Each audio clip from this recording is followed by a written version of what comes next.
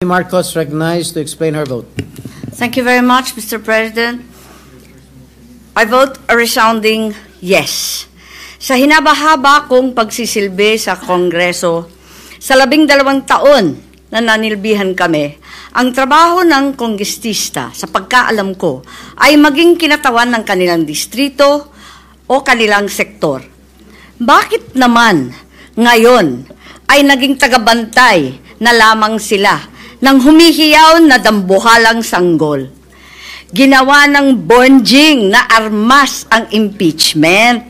Ang dating para sana sa kaayusan ng sistema, ginagawang pampagulo, panakot at sandata laban sa mga kinaiinggitan, kinaiinsecuran ng mga lulong sa kapangyarihan. Galangin naman natin ang Korte Suprema.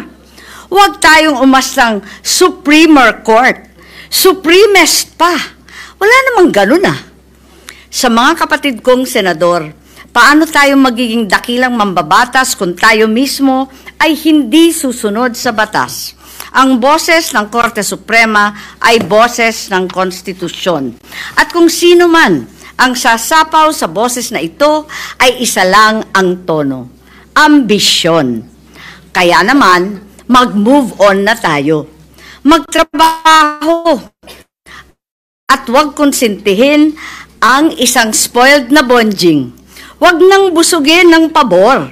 Huwag nang pumayag dahil may pabuya. Huwag tayo magpalaki ng buwaya, baby pa nga ang tawag, lulong na. Sa mga mahal kong kongresista, may suggestion po ako. Ito suggestion lang naman, Huwag niyong masamain.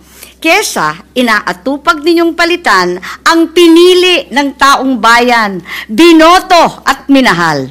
Bakit di nyo nalang palitan ang tao, kayo naman lang ang pumili? Ayaw paawat ng iba sa kaka-flex.